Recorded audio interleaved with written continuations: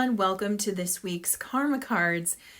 Yep, it's been another big week in energy. I feel like that's kind of like assumed now, but I'm gonna say it anyway because it's fascinating nonetheless. So yes, it's been another huge week in energy. March is full of big shifts in energy, specifically planetary shifts that are really significant. We're going to talk about one of those today. So we just had the full moon, the super full moon in Virgo, which coincided with the big shift of Saturn into Pisces. And along with that, we had some massive Schumann resonant whiteout spikes that happened I believe it happened on the full moon or going into the next day. So it happened on Tuesday, March 7th. So here we are at the 9th and still feeling the energy. And when a planet shifts into a new sign, we're starting a new era of sorts. And when we're looking at Saturn, what we're looking at is a new era of the lessons we have to learn. So Saturn is the planet of restriction, it's the planet of boundaries, it's the planet of karma, it's a planet of timing, and the planet of learning. So we know that whatever we're shifting into, this area is going to bring some heft and weight to it. It's going to bring some kind of seriousness to it and require our focus so that we can learn the lessons and move through that area. So to go back really quick, before Saturn shifted into Pisces, which is the sign we're in now, it was in Aquarius, and before that it was in Capricorn. Well, I knew that Saturn ruled Capricorn. So when Saturn is in its ruling sign, it's at its strongest, just like every other planet. So when it's in its ruling sign, it's at its strongest, it's most potent. But what I didn't know until today is that Saturn, actually no, what I didn't know until a few days ago when I started doing the research on it is that Saturn is the ancient ruler of the sign of Aquarius. So having it be in Capricorn and then shift to Aquarius means we've been in a very Saturn heavy period for the last 5 years.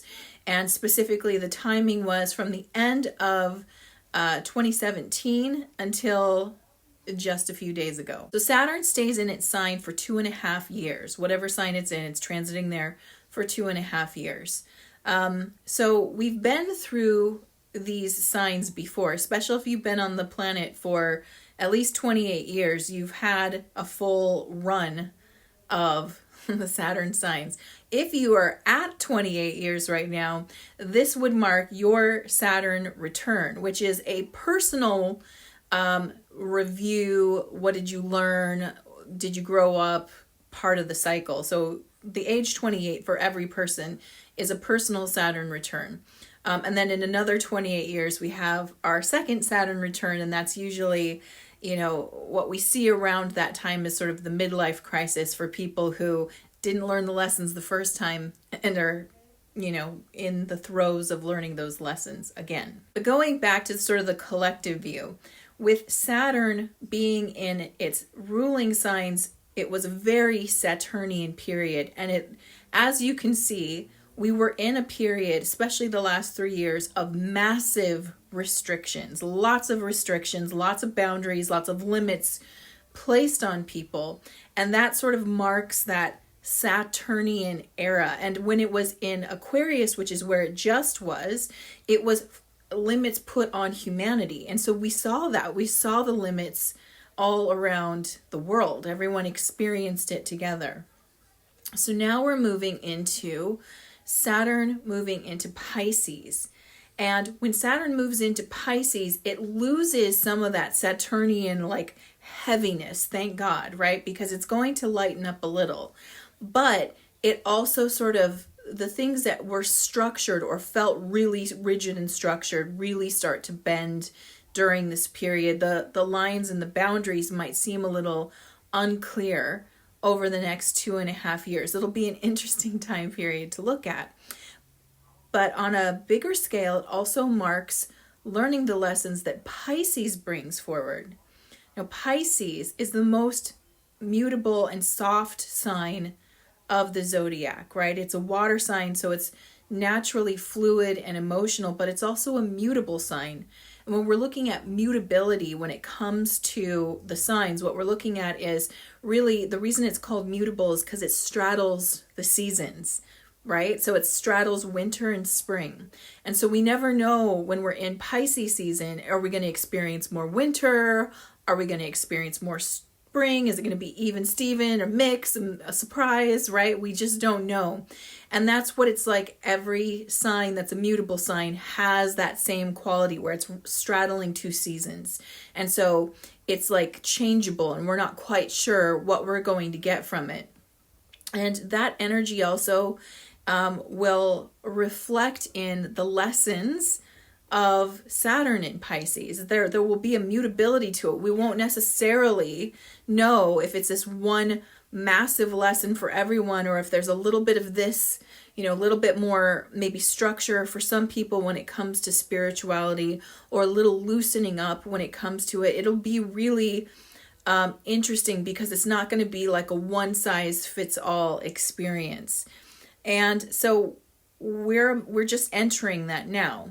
And what we're going to know is that when Saturn comes in to a sign like Pisces, where Pisces represents the oneness, the all, the accumulation, the alpha and the omega, the final big picture, the, seeing through the veil experience, but we're going to see it through the lens of Saturn. And so that means we're going to learn lessons about this. We're going to have a type of serious refinement of spirituality. And again, it's not going to be a one size fits all. Everybody gets the same idea and this is it. I think it's going to have,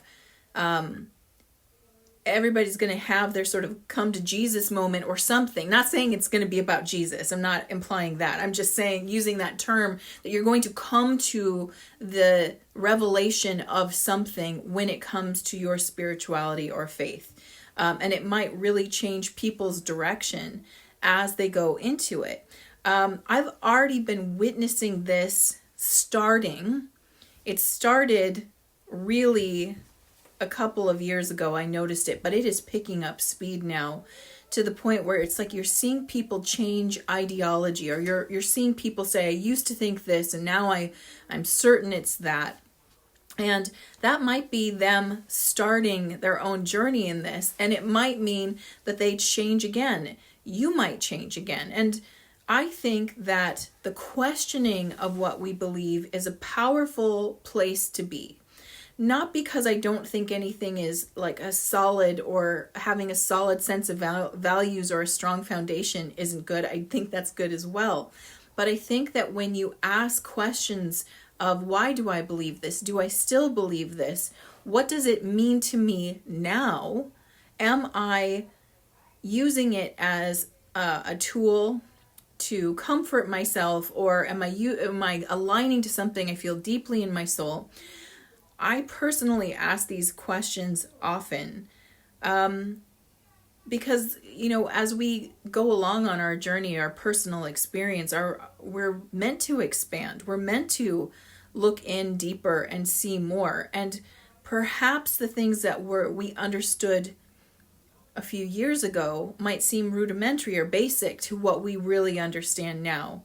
And it's a layered experience. So I actually see the questioning or the pondering, the reflection of your belief system as something that allows you to stay open-minded and able to receive more wisdom from the universe.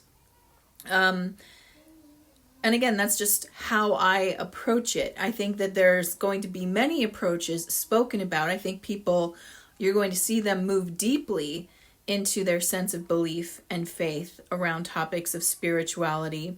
And it even might come to a head in this time period. I hope it doesn't, but I think it's natural for it to. But if we focus in on the idea of oneness or creating that unity, I think that is, as we focus on it individually, we help create it collectively, which was actually a message that came through from my team during the last full moon spirit circle. That's what they talked about. They were like, unity already exists. What actually needs to happen is the dissolving of the illusion of separation. And my team's like, ba-bing. There's all these like notifications going off. Okay, awesome. I'm glad that I got that right. So again, unity already exists because we already are one. If we're coming from this idea that we're all connected to source, that already creates us as one. We are already one. There's no real need to unify. We are a unified field already. What we're dealing with is an illusion of separation.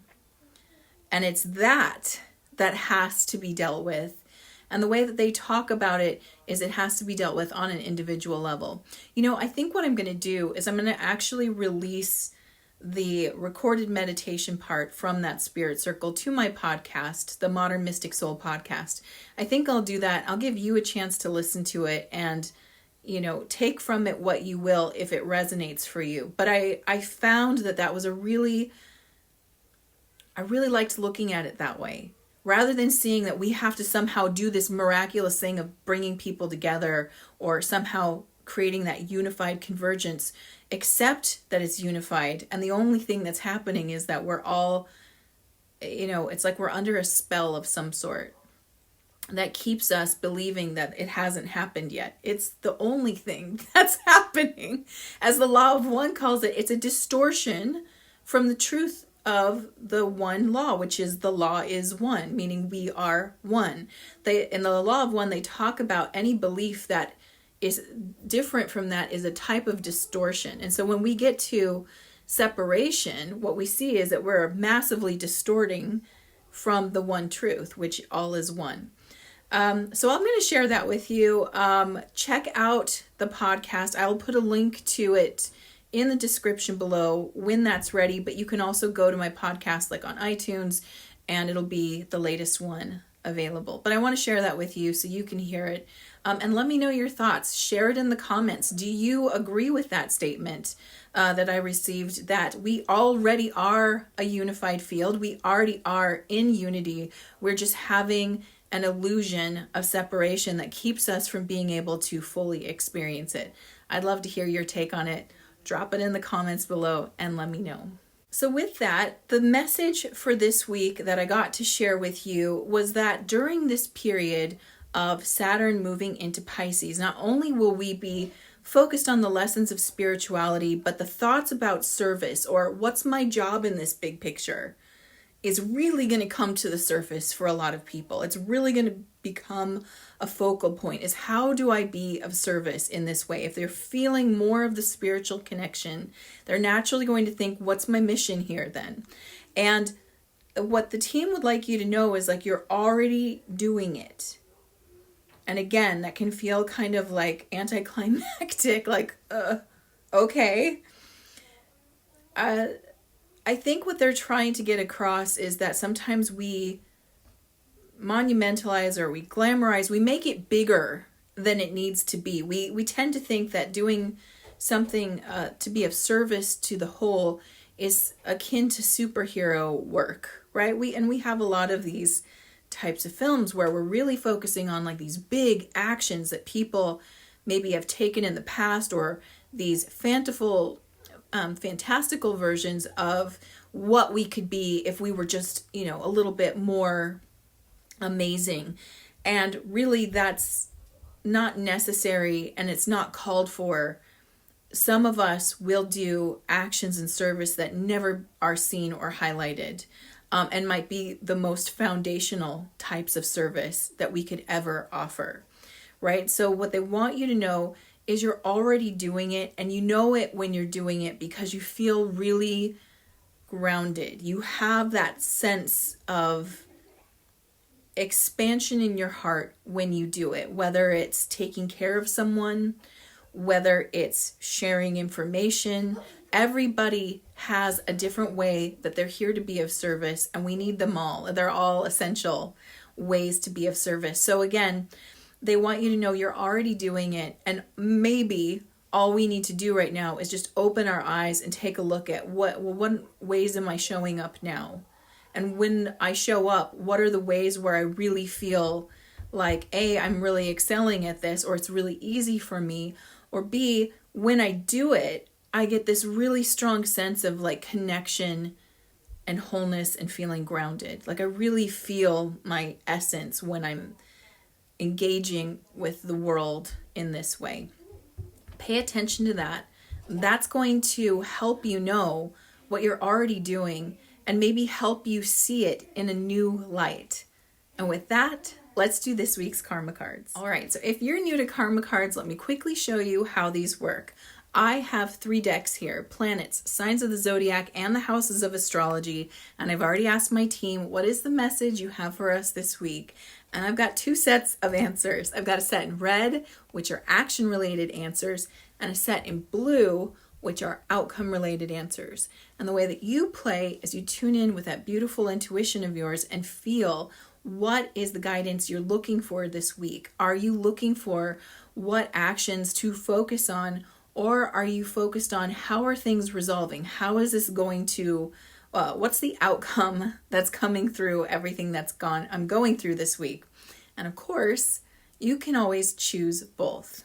And while you're choosing, let me tell you the timing for this reading. This reading is for March 9th through March 16th. And the flavor, we've got Mars. So we know we're going to be dealing with some directness as well as an urge to take action in the sign of Virgo, which is just where the full moon happened, in the sign of Virgo. So we know this is about analyzing, looking deeper into, creating plans around, and the details of things. In the 4th house represents our core, our foundation. It represents our past, and it represents our family as well. So the spiritual action at this time is to energize the serving of others as you did in the past. So again, I love it when they do that. It lines up with what they were talking about, how you are of service. And the way they want you to energize it is to recognize you're already doing it. That's how you're going to energize it. It's simply getting aware of what am I doing? What am I doing that is an act of service to others? Notice if you're looking for big things, try to notice everything. Like notice when I do the dishes, is that an act of service? I mean, it benefits me. Does it benefit anyone else? If it's just you in your home, or if it's you and an animal, yeah, it's benefiting some other being. It's benefiting yourself. That is an act of service too. Many times we don't count what we do for ourselves as an act of service. And you want to remember that when it comes to unity, you've got to include yourself. If even one being is excluded from being included in the whole, we're not in the whole. So whatever you do that benefits yourself is also an act of service. It's even more satisfying when it includes others. So pay attention, and by paying attention and asking yourself, could this be considered an act of service? That's going to re-energize you, and it's going to reinvigorate you and give you a sense of purpose, that even what I do, what I believe I'm doing, that's just small or everyday activity, I'm starting to see how it affects the whole. And now I'm taking that in, and I am appreciating that, and it's revitalizing me to want to do more. Mental action at this time. Confront the details of your home base or your family. What I hear in my mind is get your house in order, right? So it could be your literal house, but it's more like your internal house. Get your house in order. Start to organize the thoughts in your mind. Organize how you're viewing yourself. As we move into this period, awareness comes with it because we're learning things. We're going to be learning a lot about spirituality, about being of service, and about other details that are encompassed within seeing the whole. So part of that is also within. And again, the recording I'm going to share with you on the podcast goes more into this, about the organization that we need to focus on within. So be sure to listen to that if this intrigues you. But yeah, and confronting it means look directly at it, right? No more I'll save that for later. This week, that's one of the things that you're going to want to look at and get really clear on is how is my internal home, how is it reflecting the external home? They mirror each other. So when I see chaos in physical parts of my home, I can know there's some kind of chaos happening internally. And when I start to link the two together, when I start looking around, I can make that connection and understand it. The physical action at this time: force yourself to do what you must do and do what makes you feel secure. All right, so this is Mars. Mars is getting right? Mars is all about the direct action. It's about pushing through to a degree. So do what you must do. So it's time to there is an element right now of cleanup that's being asked of us, and also noticing, how do you get secure? By noticing what makes you feel insecure. That's how you figure out how to get secure. So what is making you feel insecure at this time? The antithesis of that is how you're going to get secure. So you want to take actions in this week that are going to grant you a sense of security. So for example, if money makes you feel insecure, that's where you're going to want to focus. If friendships make you feel insecure right now, that's what you're going to want to deal with. If your job makes you feel insecure right now, that's where the focus goes. So you can literally use what causes you to feel small to be the thing that serves you in healing it, right? So again, with Mars saying, look right at it. Look at that. This is the thought that's getting in your way. You figure out what that is, you flip it around, you start generating the energy that will ground you again. All right, so now let's look at outcomes for Mars in Virgo in the 4th house of our foundations and the past and family. The spiritual outcome at this time is the drive for methods for the healing power of what makes you feel secure. It's basically writing off of that last statement, right? So when you figure this, everything serves a purpose, right? I love thinking about difficult or challenging aspects of life in this way, that it actually serves a purpose that's for your benefit.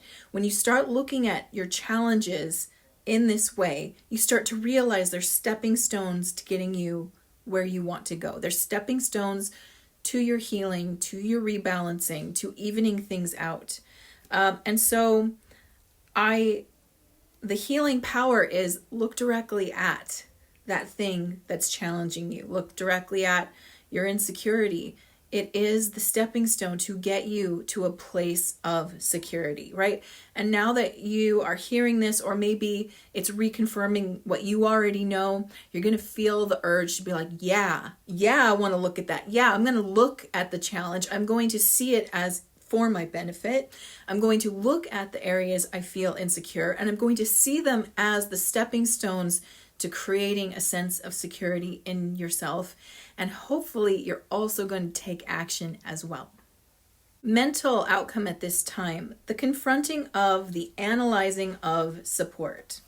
I think this one's really interesting because in my head I go right to, well, don't you mean over-analyzing? And they're telling me, not really. I mean, you could look at it that way, but really, if you analyze what you believe support is in your life, again, you're getting more mental clarity about what you need to feel secure. So many times when we say words like support, we're being really general, and maybe we're pulling from the collective or ideas that we hear people talking about what it feels like to be supported. Instead, we really need to identify, what does support look like to you? Not everybody wants their hand held in a process. Some people do, right? When you think about going through something challenging, some people feel supported when others are close to them, right? When they're holding hands and they're rubbing them on the back and they're like, you can do this, you can do this. Other people feel support when they have a mentor or somebody showing them the way. They just want to know what direction to go, and they've got it themselves. And these are just two very general examples of ideas around support. So you can hear that in this period, part of the action is getting clearer on how we're operating. There's actions around identifying insecurity for the sake of creating security, and there's actions around getting clear on what support looks like for you. For some people, support looks like their family and being really connected to their family. Other people, it's friends or colleagues. And some people, it's spiritual support. Some people, it's everything. It's really specific. And yet, understanding what that is allows you to pay attention to whether it's happening in your life, ask for it if you need it, and get clear on maybe the support that's missing. For example, if you rely heavily on other people to feel supported, that could show you that there's a lack of inner support, that you actually don't feel like you're supporting yourself. And so really what it's trying to show you, just like the insecurity, is how to create support. So again, a lot of the actions this time is a real clear look. It's a clear look. And there is an energy right now because of the full moon placement and it coinciding with Saturn. These two placements, Virgo and Saturn, they both have aspects of planning attached to them. So the more you can plan this out, the more you can plan to understand it, the more you can try to see it, the smoother the lessons go, because you've got a plan of action to go through it. And I feel like this reading this week is trying to help you identify the plan of action, and specifically to create a secure, strong foundation. And the physical outcome at this time is action resulting from the perfection of your home base or family. So when we're talking about the home base or family, we're talking about the support system right there. So home base could be your internal support system. Family can represent the external version of support. But it is that understanding and the creation of support, or the clarity around the support that you need, allows you to take the actions that are going to move you further into this period. And again, this week's message is kind of like, I feel like they're saying it's what is that type of schooling? Quick start, fast start, running start. There it is. They're trying to give you a running start for the next 2.5 years. So you can hear all this and be like, oh, that's so overwhelming. That's a lot of work to do. I'm going to just do my own thing. That's fine. This is really for if you want to lay a smoother groundwork, right? Lay the smoother groundwork. If you want the groundwork to be easier, focusing on how do I create that sense of security and what does support mean to me? If you just look at those two areas over the next 2 weeks and try to get clear about what that means to you, as well as paying attention to what you already do to be of service, I feel like you're going to give yourself a really strong foundation for moving through a time period that, like I said, the lines aren't going to be as strict as before. I think it's a good thing. But it also can mean that boundaries, or where is the line, can be a little bit unclear. And especially when we're focusing in on the topics of spirituality, which is something that is a hot button for a lot of people. A lot of people have very strong feelings when it comes to what they believe this life is about and what they believe is right and wrong. And there's going to be some blending here, and I hope it's in a positive direction, and that's what I'd like to create. But in order to do that, we're going to need to be really secure in ourselves, so that when we are confronted or addressed or looking at things that challenge your belief system, rather than going too black and white and this is good or this is bad, or they're evil or they're wonderful, or this is pure and this is evil, or whatever the way things could break down, instead of going into that and falling apart internally because someone is saying the things that you believe in are pure evil, or likewise vice versa, you looking at them and going, well, they're so super wrong. Instead of that, you can have a strong foundation to stand in and say, you know, I've done the internal work and I see where you're coming from, but it doesn't fully resonate for me. But I'm glad it works for you, because all of us need a strong foundation to work from. So we really have an opportunity here to make this slightly easier by following this guidance. And if it resonates for you, I hope that it's really helpful. But anyway, I wish you a beautiful week, a prosperous and very supported week. And I hope you find those things that help you feel even more secure. And with that, I'm sending you so much love. Mwah.